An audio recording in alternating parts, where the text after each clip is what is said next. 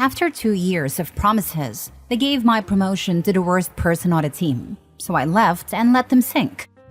Original post. I've been working as a graphic designer in the marketing department of my company for around 3 to 4 years. When I started, our team was small, just 3 of us, including a team lead I respected deeply. Although we were a small group, I loved the creative challenges and the close collaboration with my coworkers. As the team grew, I quickly became known as one of the most dedicated and fastest designers. I trained every new hire, led projects, delivered presentations, and even organized workshops for the team. Over time, I took on the responsibilities you'd expect of a senior designer and gave my all to each project. Then things started to change. My team lead left, which meant even more responsibilities landed on my plate, as we had no replacement for over a year. It felt like the perfect opportunity to prove I was ready for a senior designer role. During my annual review, I was told that I was on track for promotion, and if I kept up the hard work, I'd be promoted within a year. But then I saw something that made my stomach drop. A new coworker, a notoriously lazy and toxic person, was promoted to senior designer. I was stunned. She had joined the team long after me, did the absolute bare minimum, and often passed her unfinished projects to me because I was fast. She had no clue about design strategy, stakeholder management, or even team collaboration. She would sweet-talk the higher-ups, take credit for things she didn't do, and leave the actual work to the rest of us. What really killed me was seeing her act like a leader, setting team guidelines she didn't even follow herself. She had a reputation among stakeholders as being difficult to work with, and they often requested that I handle their projects instead of her. After months of this, we finally got a new team lead, and I saw a chance to fight for the promotion I'd been promised. I prepared a presentation showcasing my project successes, positive feedback from coworkers, and a portfolio of senior-level work I'd been handling. The new team lead was impressed and acknowledged that I was the one of the most talented designers on the team. I thought that finally someone saw my hard work. But not long after, the same coworker messed up a big project, which affected not only my workflow but also my reputation, because she had involved me to cover for her. I corrected her work, but instead of appreciating it, she stormed into the office accusing me of embarrassing her in front of the stakeholder. I calmly explained that I was simply following project guidelines that she had ignored. When our team lead got involved, he agreed I was in the right, but seemed too scared to confront her fully, coddling her to keep her quiet. By the time my next annual review came around, I was at my wit's end, but I still held onto a shred of hope that I'd finally be recognized. Instead, my team lead gave me a 3-star rating out of 5 and told me I should be more present. She even had the nerve to compare me to a lazy coworker, saying I needed to emulate her social presence. I was floored. I had been the one keeping our team running, training new hires, checking everyone's work, and fixing her mistakes, and this was how I was rewarded? I refused to sign the review papers, telling him I wouldn't be proving anything else. I said that if he thought she was senior material, then he could let her handle the work. I would step back and do only what was required. No more senior-level tasks, training, or rescuing her half-finished projects. He started panicking and offered me the promotion in 6 months instead of a year, but I was done. 2 weeks later, I accepted a higher-paying job offer and handed in my notice. My manager was shocked, begging me to stay and asking what he could do to make things right. I told him there was nothing he could say that would make up for the years of disrespect. As soon as I decided to leave, I knew exactly how I'd handle my departure. Since all those senior tasks were no longer my problem, I wasn't going to spend my final 2 weeks writing down guidelines or passing on any of the knowledge I'd built up over the years. If I wasn't senior enough to earn the title, why should I act like one? Almost 60% of the work processes, design systems, and templates that kept our team afloat were things I had built from scratch. I knew it would take them months to untangle the gaps I was about to leave behind. The team leader must have realized this pretty quickly, because every day he started showing up at my desk with desperate pleas for help. Just a few guidelines, or just walk us through the workflow one last time. Each time, I reminded him that he'd refused my promotion, and as far as I was concerned, that meant my time and expertise were no longer his to ask for. The day I handed in my badge and walked out of that building was the first time I felt genuinely free in years. Now, I'm in a new job where my contributions are recognized and rewarded.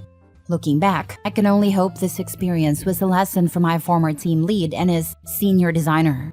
Maybe they'll learn what happens when you overlook someone's hard work and loyalty for the wrong reasons. But honestly, that's no longer my problem. Now for the top comments before reading the update. To be honest, you sound very out of touch with your management. You should already know where you are in the pecking order of promotion/seniority. And you should realize that your skills shown today might not at all qualify you as one of the most likely to be promoted next or go into a different role. Not getting a promotion happens, for many reasons, but you should always be aware why management picked your colleague. Even if you don't agree with their decision, management is typically not blind to the things you mention. They simply use a different set of criteria that you think they do/should.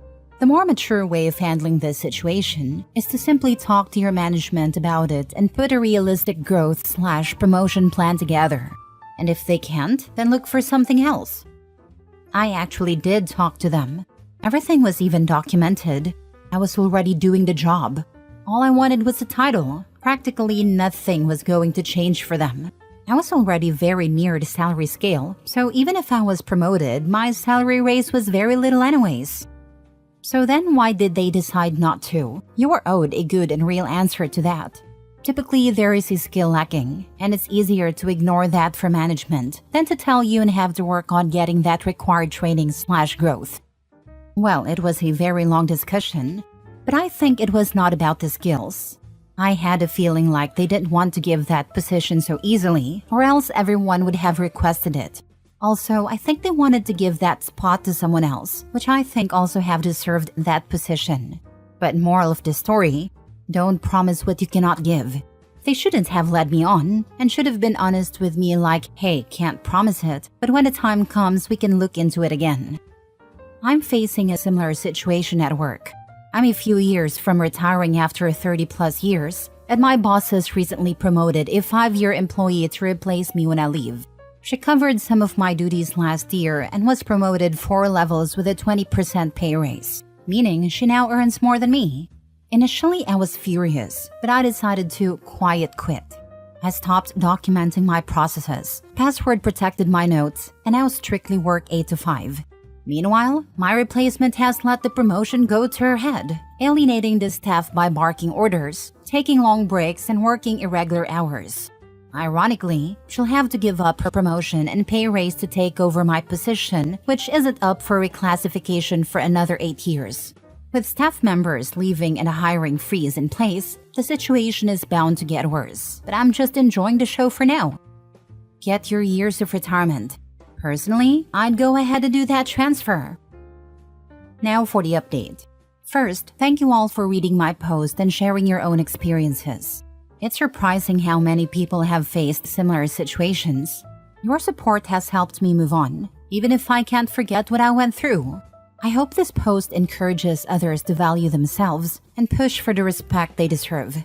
Some of you thought I was overplaying my skills, but when you've put in years of hard work, gained experience, and learned your worth, you stop holding back.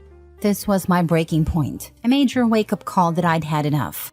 For a bit more context, my team lead was new to management and struggled to handle conflicts. As for my lazy coworker, some of you suggested she slept her way to the promotion, but that wasn't the case. She was just very chatty and good at charming people, which helped her get ahead in a gossip-prone office. So, what happened after I left? I'm still in touch with my former project coordinator, my work bestie, who has kept me updated.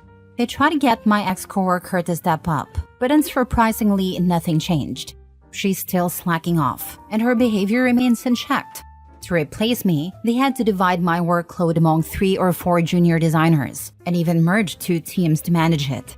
This led to frustration because juniors and mediators were suddenly on the same level, causing some resentment. They also lost a lot of the work I'd done, so they had to redo it from scratch. In the end, the company didn't experience a major collapse, but they're still struggling with my lazy ex-coworker, who managed to shift her responsibilities onto the juniors. So, in a way, she got her win-win. The lesson? Everyone is replaceable, but knowing your worth is crucial. I absolutely love my new job, where I'm working with my amazing old team lead who left before all this mess. My hard work is recognized and appreciated.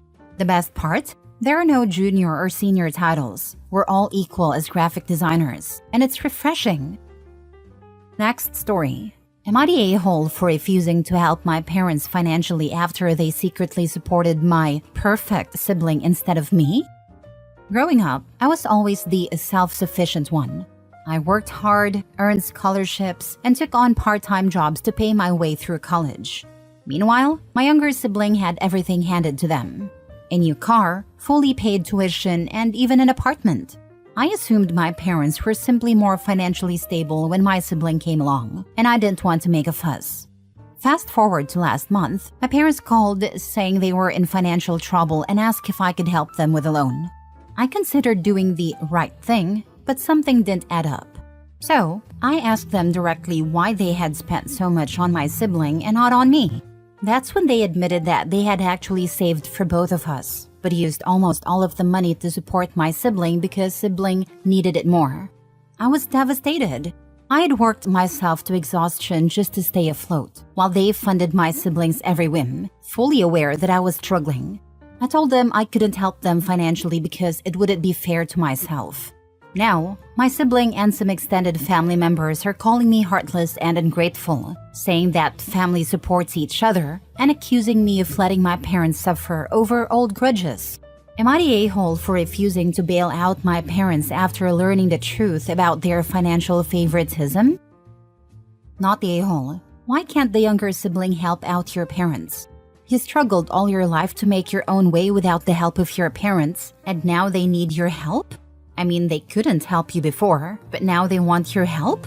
I definitely think twice. Not the a-hole. Yep, it's time for their investment in your siblings to pay dividends. Not your monkey. Send a message out to family telling them that you give your permission to your sibling that the money that was saved for you but instead given to sibling be given back to your parents. Not the a-hole. Sibling can sell the flat they were given and give half the money that rightfully belongs to OP back to the parents, as OP doesn't want or need it anymore. Next story. Am I the a-hole for refusing to give my brother $50,000 that our grandfather left me in his will? I, 32 male, recently received $50,000 from my grandfather's estate. I was incredibly close to him. I visited every week, especially as he got older and his health declined. I was there through it all, taking him to doctor's appointments and sometimes just sitting with him while he watched his favorite shows. He was like a second father to me, and when he passed, it hit me hard. My younger brother Matt, 27 male, had a different relationship with Grandpa. It's not that he didn't care, he did, but he was always busy. Matt lives a few hours away, has a demanding job, and is starting a family with his pregnant wife. He visited on holidays and special occasions, but that was about it. I always figured that was just how he was. Reading the will, we found out that Grandpa had left Matt some sentimental items, an old watch and a few other things. The $50,000, however, went to me. I didn't expect it, but I think Grandpa knew how much I had sacrificed to be there for him in his final years. I loved him and never did any of it for the money, but when I received the inheritance, it felt like his way of saying thank you. A couple of weeks after the funeral, Matt reached out, saying he needed to talk.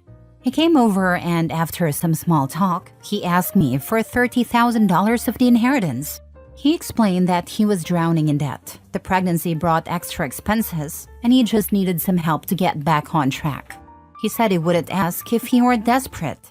I felt bad for him, I really did, but I also felt conflicted. This money wasn't something I had expected, but I'd already started making plans for it. I've been wanting to open a small woodworking business, something I'm passionate about, and have been saving for over the years.